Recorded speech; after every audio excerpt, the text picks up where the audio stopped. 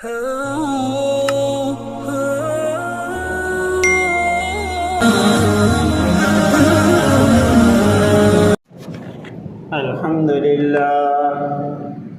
لله نحمده ونستعينه ونستغفره ونؤمن به ونتوكل عليه ونعوذ بالله من شرور أنفسنا ومن سيئات أعمالنا من يهده الله فلا مضل له ومن يضلله فلا هادي له ونشهد أن لا إله إلا الله وحده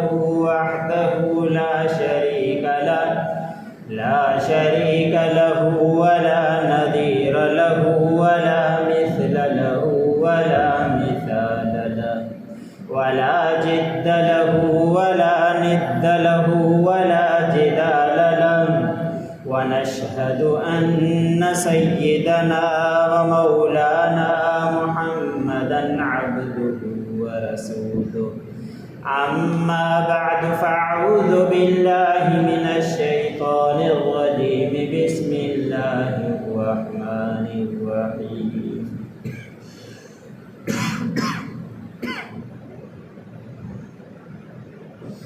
الذين إن مكناهم في الأرض أقاموا الصلاة وآتوا الزكاة وأمروا بالمعروف ونهوا عن المنكر وقال النبي صلى الله عليه وسلم اللهم إني أعوذ بك من زوال نعمتك أو كما قال النبي صلى الله عليه وسلم صدق الله العظيم صدق رسوله النبي الكريم ومن الشاهدين والشاكرين والحمد لله رب العالمين.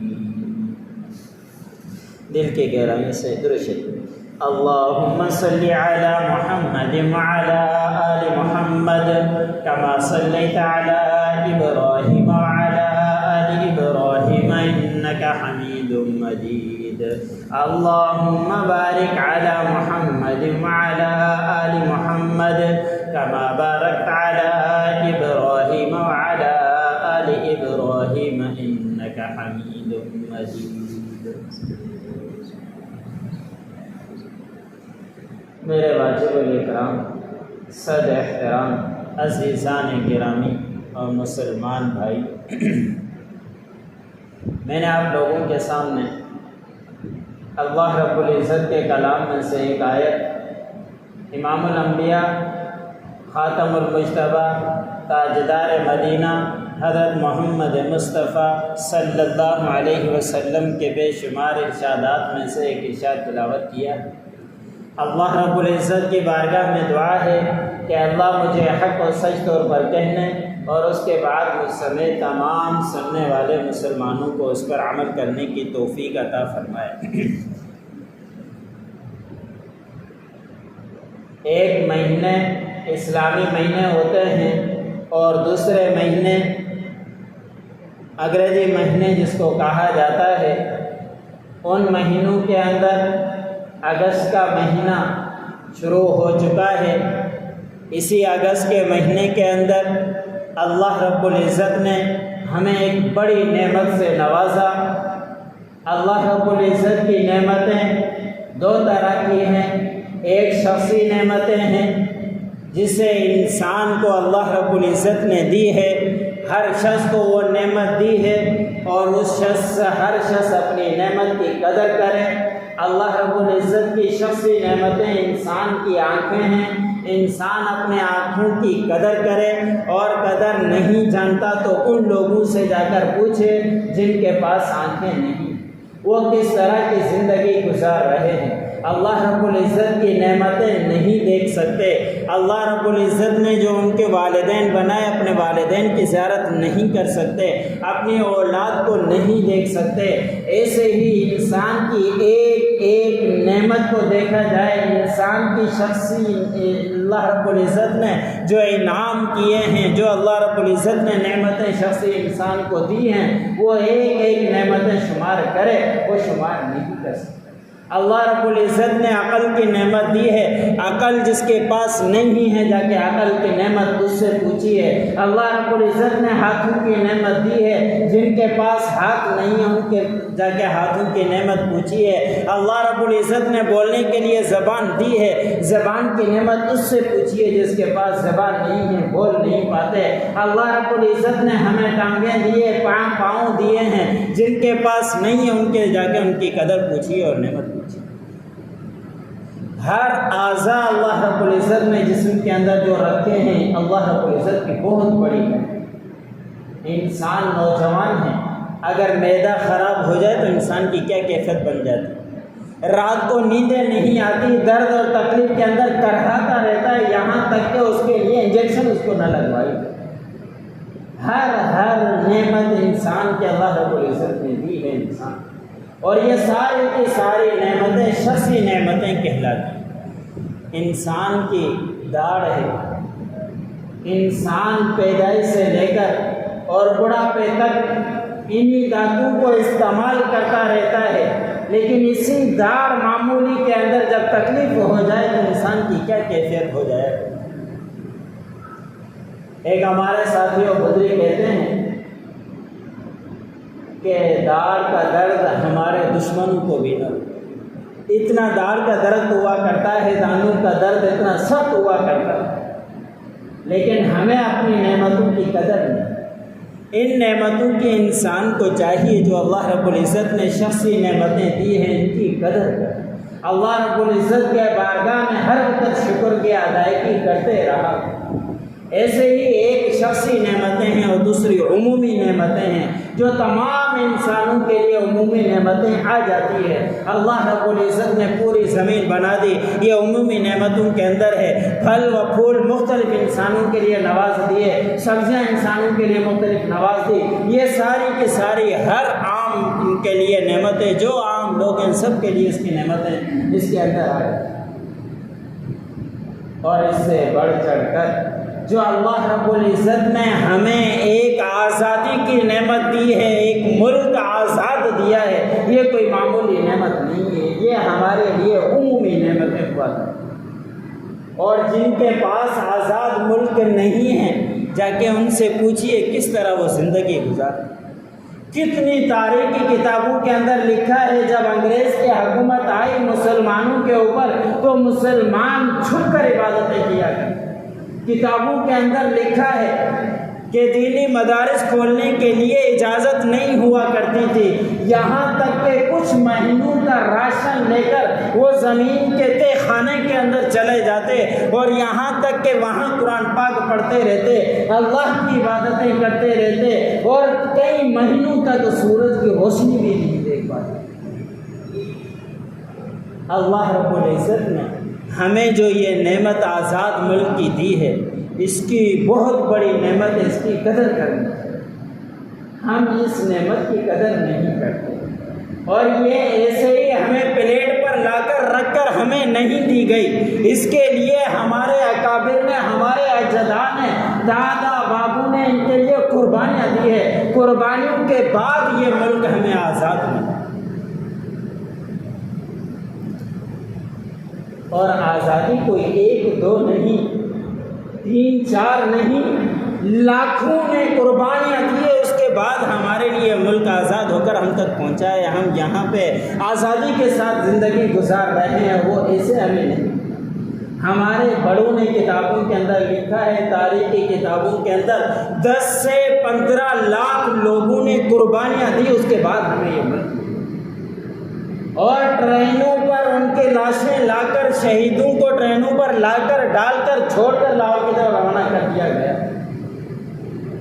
اور یہاں تک کہ بس نہیں ہوئی، ہماری عورتوں کی عفت ترازی کی گئی، ہماری عورتوں کی عزت ترازی کی گئی، ہماری ماؤں بہنوں کی 75,000 سے لے کر 1 لاکھ تک ان کی عزت پامال کی گئی، اس کے بعد ہمیں یہ ملک۔ کبھی اس بارے میں ہم نے سوچا؟ کبھی ہمارے اس ملک کی ہم نے قدر کی؟ ہمارے ان ملک کی قدر اس وقت ہوگی جب ہم دیکھیں کہ ہمارے پاس یہ ملک کیسے پہنچا ہے۔ کبھی تاریخ کو پڑھیں، ہماری پشتیں چل رہی ہے تو چل رہی ہے، ہمیں کوئی احساس نہیں ہے، لیکن یہ بڑی بڑی قربانیوں کے بعد ہم تک یہ دین اسلام کا ملک دیا گیا۔ پوری دنیا کے اندر اسلامی ریاست میں سے دوسرا نمبر ہمارے آپ کے ملک پاکستان کا ہے۔ یہ کوئی معمولی ریاست نہیں۔ اسلامی ریاست کے اندر پوری دنیا کے اندر 2 ملک بنے تھے۔ ایک مدینہ، جب آپ صلی اللہ علیہ وسلم ہجرت کر کے مدینہ گئے تھے۔ دوسرا ملک جو اسلامی ریاست پر بنا وہ ہمارا آپ کا ملک، ملک پاکستان بنا۔ کبھی اس بارے میں غور کیا؟ اور بہت بڑی نعمت ہے ہمارے لیے آزاد ملک کا ہو، لیکن کبھی ہماری اس طرف ذہن ہی نہیں گیا، عقل ہی نہیں گئی، دماغ ہی نہیں گیا، کبھی سوچا ہی نہیں، بس پیدا ہو گئے اور چل رہے ہیں جس طرح کا معاملہ چل رہا ہے۔ اس کے لیے بڑی قربانیاں ہوئی ہیں میرے بھائی اور دوست، اور ان قربانیوں کے بعد ہمیں یہ آزاد وطن، آزاد ملک ملا۔ تاریخ میں پڑھیے، کتابوں کے اندر دیکھیے کہ پاکستان جب آزاد ہو رہا تھا اس وقت کی کیا کیفیت تھی۔ ابھی میں مطالعہ کر رہا تھا، دیکھ کر ہمارے رونا آنکھوں سے آ جاتا ہے کہ اس طرح کی قربانیاں ہمارے لیے۔ ایک عورت لکھی ہے کہ جب ہم آزاد ہونے کے لیے خوشی خوشی ہمارا سارا خاندان ہم بھارت سے نکل کر ہمارے ملک پاکستان کے لیے آزاد ہونے کے بعد جو ہوا اس کے لیے آ رہے تھے، ہمارے جب ان ہندوؤں کو پتہ چلا، سکھوں کو پتہ چلا، ہمارے راستے روک دیے گئے، ہمارے پورے خاندان کو ختم کر دیا گیا۔ وہ عورت لکھتی ہے کہ میں بچی، میرا ایک بھائی بچا، میرا بھائی سامنے آ کر میری حفاظت کے لیے کھڑا ہوا، ان ہندوؤں نے میرے سامنے میرے بھائی کا سر تن سے جدا کر دیا۔ ہمیں یہ ملک آزادی سے آسانی سے نہیں ملا، اس کے لیے بڑی قربانیاں گئی ہے۔ کوئی اپنے بیٹے کو بھول رہا ہے، چھوڑ کر آ رہا، کوئی خود پہنچا اپنے بھائی کا پتہ نہیں، خود پہنچا اپنے والد کا پتہ نہیں، خود پہنچ گیا اپنے بیٹے کا پتہ نہیں، خود تو آ گیا اپنی بیٹی کا پتہ نہیں، اور سارا خاندان تباہ ہو گیا، اکیلے بچ کر بھی ہمارے ملک پاکستان کے اندر ہو گئی۔ تو ہمیں یہ تاریخ پڑھنی چاہیے، اس کے بارے میں سوچنا چاہیے کہ ہمیں ملک کی آسانی سے نہیں، ہمیں اس ملک کی قدر کرنی چاہیے۔ ہمارے اس وقت جو 14 اگست آئے گی، ہمیں اس وقت اللہ رب العزت کا شکر ادا کرنا چاہیے، ہمیں اللہ رب العزت کی بارگاہ میں جھک جانا چاہیے۔ حضور صلی اللہ علیہ وسلم جب مدینے میں گئے تھے، مدینے کے یہودیوں کو دیکھا کہ یہ 10 محرم کا روزہ رکھ رہے ہیں، تو آپ صلی اللہ علیہ وسلم نے فرمایا کہ تم لوگ یہ روزہ کیوں رکھتے ہو؟ ان یہودیوں نے کہا کہ ہمیں اس وقت نجات ملی تھی، ہمیں فرعون سے نجات ملی تھی، ہمیں سمندر کراس اس تاریخ کو کیا تھا، جب ہمارا وطن آزاد ہو گیا، ہم فرعون کی نحوست سے، پریشانی سے آزاد ہوئے، غلامی سے آزاد ہوئے، یوم تشکر منانے کے لیے اس دن کا روزہ رکھا۔ وہ یہودی ہو کر اس دن کا روزہ رکھ رہے ہیں، ہم مسلمان ہو کر اس دن کی کس طرح مناتے ہیں؟ ہم ہر کسی کو مانتے ہیں۔ اور اخباروں کے اندر، موبائلوں کے اندر 14 اگست نیا گانا کا افتتاح ہوگا، 14 اگست نئی فلم ایجاد کی جائے گی، 14 اگست میں یہ پروگرام ہوگا، بچیوں کو نچایا جائے گا، ہماری بہنوں کو نچایا جائے گا۔ کیا یہ ملک اس لیے آزاد ہوا؟ ہمیں اس ملک کے لیے 14 اگست کو شکر منانا چاہیے، اس کا کوئی انکار نہیں ہے، لیکن طریقے کے ساتھ منانا چاہیے جو اللہ رب العزت نے ہمیں، نبی کریم صلی اللہ علیہ وسلم نے طریقہ بتلایا ہے، اس کے اوپر عمل کرنا چاہیے۔ ہمیں شکرانے کے نوافل پڑھنے چاہیے، ہمیں شکرانے کے روزے رکھنے چاہیے، ہمیں شکرانے کے طور پر یاد رکھ کے پیچھے والوں کے روئے آنکھوں سے آنسو بہانا چاہیے کہ ہمیں یہ ملک ملا ہے، ہمارے بڑوں نے بڑی قربانی اس کے اندر کی، لیکن اس بارے میں ہمارا کوئی سوچ بچار بھی نہیں چاہتا۔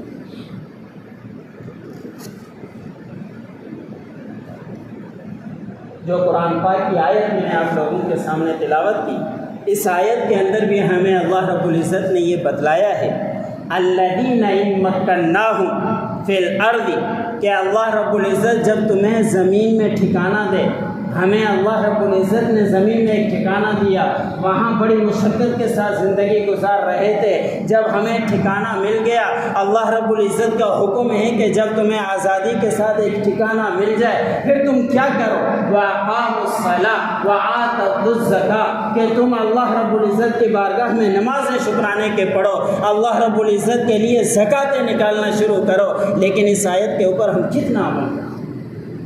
ہمارے لیے اس ملک کے اندر اتنی آزادی ہے جتنی مساجد ہمارے ملک کے اندر ہے کسی اسلامی ملک کے اندر، ہمارے اس ملک کے اندر جتنے مدارس ہیں کسی اور ملک کے اندر اتنے مدارس نہیں ہیں، ہمارے ملک کے اندر جتنی دینی تعلیم تبلیغ کا کام کر رہی ہے کسی اور ملک کے اندر نہیں۔ اس ملک کی نعمت کی قدر کے بارے میں حضرت مولانا تقی عثمانی صاحب شیخ الحدیث دارالعلوم وہ لکھتے ہیں کہ میں پوری بر اعظموں کے اندر گھوما، میں پوری دنیا کا چکر لگا کر آیا ہوں، جتنی نعمتوں سے ہمارے ملک کو اللہ رب العزت نے نوازا ہے کسی اور ملک کو نہیں، کتنی سہولیات دوسرے ملکوں کے اندر ہیں لیکن اللہ رب العزت نے جو اس کے اندر نعمتیں رکھی ہیں کسی اور ملک کے اندر نہیں۔ کہیں پانی کی قلت ہے، کہیں کیا پریشانی ہے، کہیں کیا پریشانی ہے، لیکن اللہ رب العزت نے جو ہمیں ملک دیا ہے اس کے جیسا کوئی پوری دنیا کے اندر ملک نہیں۔ ہمیں اس ملک کی قدر کرنی چاہیے۔ ہمارے لیے 14 اگست کے اندر باجے بجا دینا اور جلوس نکال دینا اور اس کے اندر یہ کافی نہیں ہو جایا کرتا میرے بھائی اور دوستوں۔ جس طرح کی قدر کرنی چاہیے، شکرانے کی قدر کرنی چاہیے، نوافل پڑھنے چاہیے، اللہ رب العزت کی بارگاہ میں روزہ رکھنا چاہیے اور پیچھے والوں کے اندر تاریخیں پڑھنا چاہیے کہ کس طرح کی قربانی دی گئی، اور پھر اللہ رب العزت نے جو ہمیں حکم دیا ہے کہ جب تمہیں ایک ٹھکانہ مل جائے، ملک مل جائے تو اس وقت تم نمازوں کی پابندی کرو۔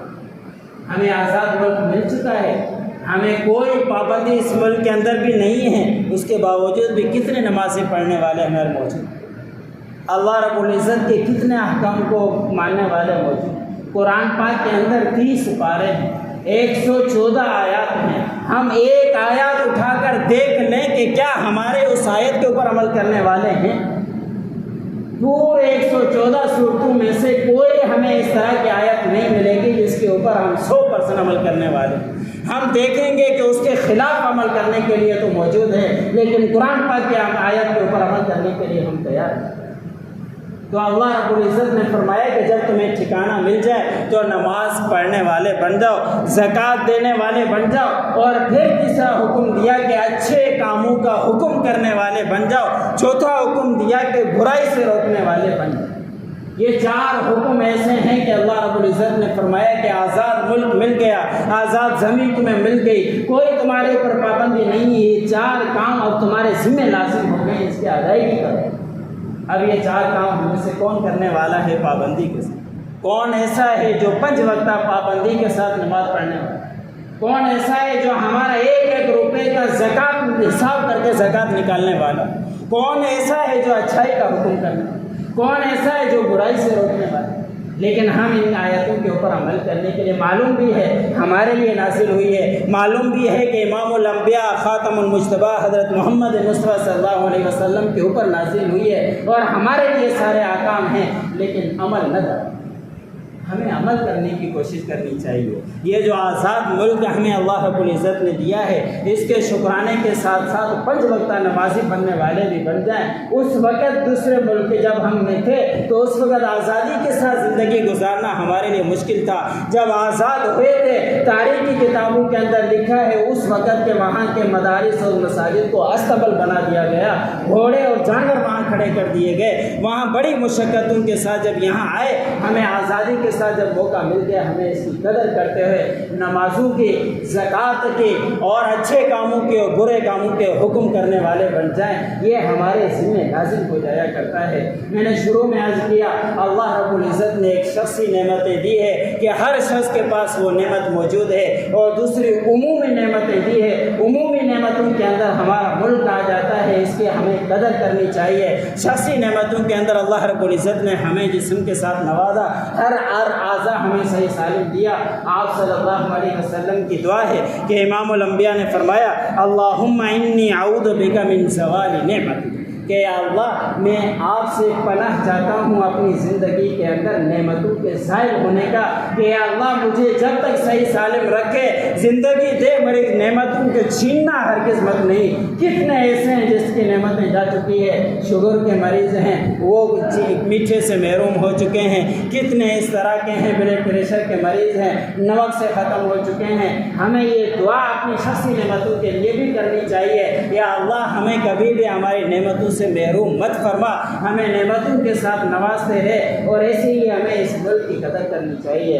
14 اگست آنے والی ہے، اس کے اندر ہم اپنے بچوں کو اپنے پرانی داستانیں سنائیں، ہم ان کو باجا لینے کے بجائے ان کو بتلائیں کہ ہمارا یہ ملک ایسے آزاد نہیں ہوا، اس کے لیے لاکھوں لوگوں نے قربانیاں دی ہے، اس کے بعد ہمارے لیے پہنچا ہے۔ ہم 14 اگست میں شور شرابہ کر لیتے ہیں، بچوں کو باجے دلا دیے اور موٹر سائیکل کے سائلنسر نکال کے شور شرابہ کرنا شروع کر دیا۔ کیا اس لیے اللہ رب العزت نے ہمیں ملک دیا؟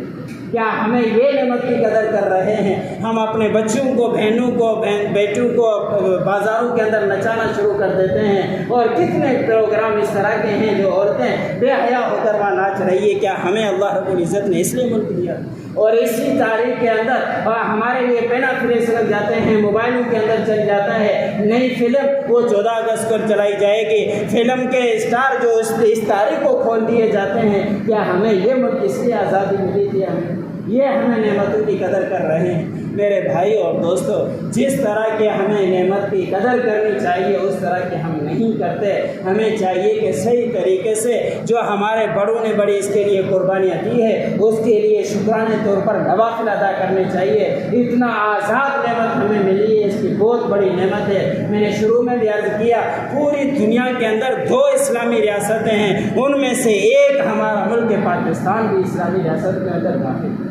ہمیں چاہیے کہ اس ملک کی قدر کرتے ہوئے شکرانے کے طور پر نوافل بھی پڑھنے چاہیے جو اللہ رب العزت نے حکم دیا ہے اچھے کاموں کے کرنے کا، برے کاموں سے روکنے کا، نماز پڑھنے کا، وہ اس ملک کے اندر ہمیں ایجاد کرنے چاہیے، پابندی کے ساتھ پڑھنے کا ماحول بنانا چاہیے۔ جتنی بھی باتیں ہیں اللہ مجھے بھی سننے والوں کے ان باتوں پر عمل کرنے کی توفیق عطا فرمائے۔ وآخر دعوانا الحمدللہ۔